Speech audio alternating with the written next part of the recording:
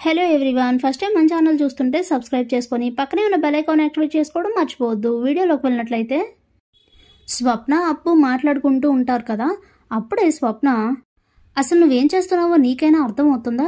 మనసులో కళ్యాణ్ని పెట్టుకుని వేరే వ్యక్తిని పెళ్లి చేసుకుంటే ఆ జీవితమే నరకంగా ఉంటుంది. ఎవరో ఏదో అనుకుంటారని ఆలోచించాల్సిన అవసరం లేదప్పు. నువ్వు చేసేది ముమ్మాటికి తప్పే. అసలు ముందు నాకు ఈ విషయం చెప్పు, నువ్వు కళ్యాణ్ని ప్రేమిస్తున్నానని తనకు చెప్పావా లేదా అని అడిగితే, లేదక్క, ఇక చెప్పే అవసరం కూడా రాదు, ఎందుకంటే ఈ పెళ్లి జరుగుతుంది కాబట్టి అని అంటుంది అప్పు. అప్పుడే స్వప్న, ఏంటి అప్పు, నీకెన్నిసార్లు చెప్పినా అర్థం కాదా?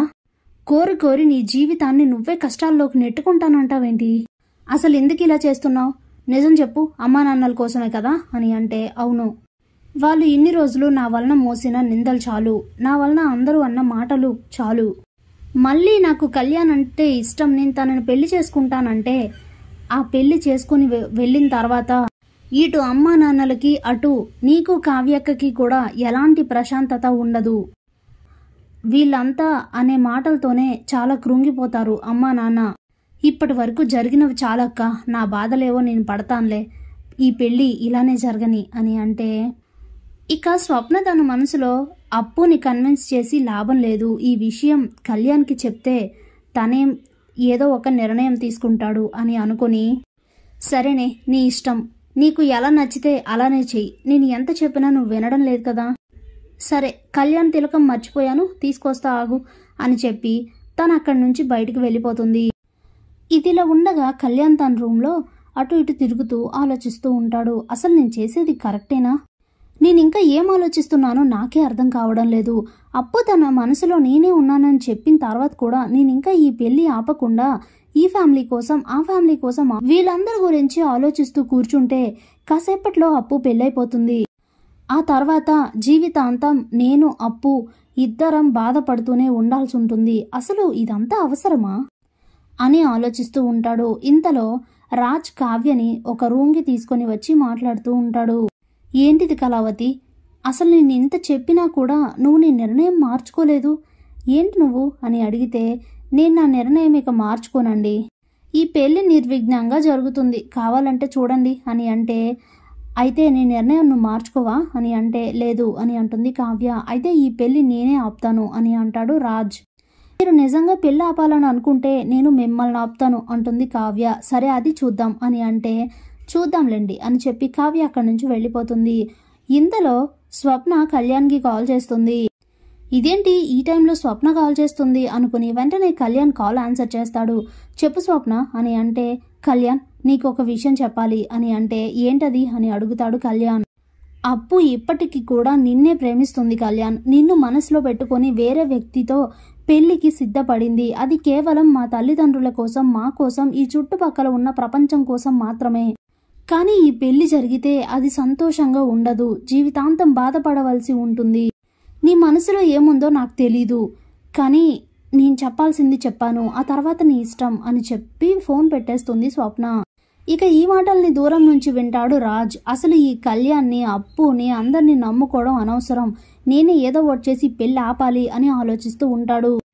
ఇంతలోనే కళ్యాణ్, అసలు ఇంత జరిగిన తర్వాత కూడా ఇంకా ఆలోచించాల్సిన అవసరం లేదు, అప్పు మనసులో నేనే ఉన్నప్పుడు ఇక ఎవ్వరి గురించి ఆలోచించాల్సిన అవసరం అంతకన్నా లేదు, నేను ఇప్పుడే వెళ్ళి పెళ్ళాపాలి అనుకుంటూ ఇక వెంటనే బయలుదేరి మండపానికి వస్తూ ఉంటాడు. ఇంతలోనే పెళ్లి కూతుర్ని పెళ్లి కొడుకుని తీసుకొచ్చి పీటల పైన కూర్చోబెట్టి గౌరీ పూజ చేయిస్తూ ఉంటారు.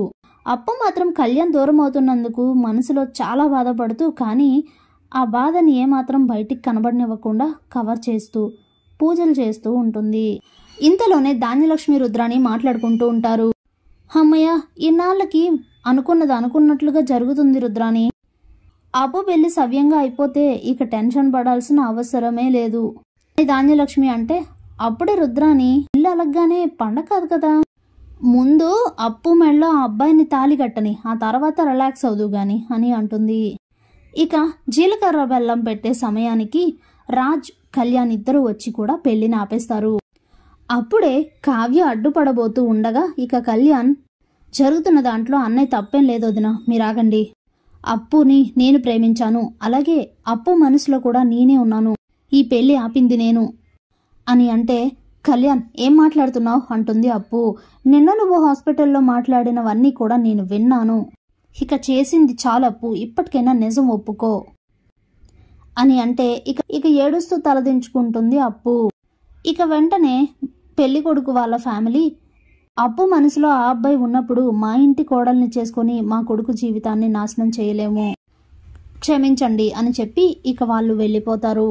వెంటనే ధాన్యలక్ష్మి, అనుకున్నాను చివరి నిమిషంలో ఏదో ఒక ప్లాన్ చేసి ఈ పెళ్లి ఆపుతావని ముందే అనుకున్నాను కావ్య అంటూ విలయ తాండవం చేస్తూ ఉంటుంది.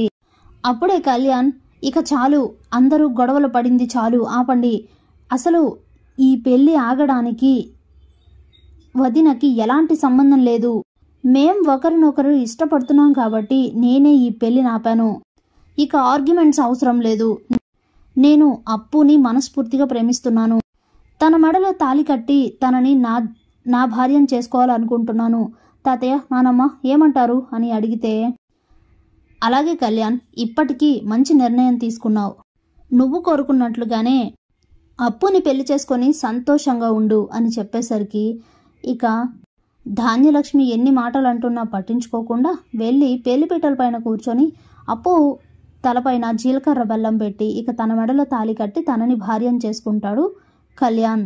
Thanks for watching.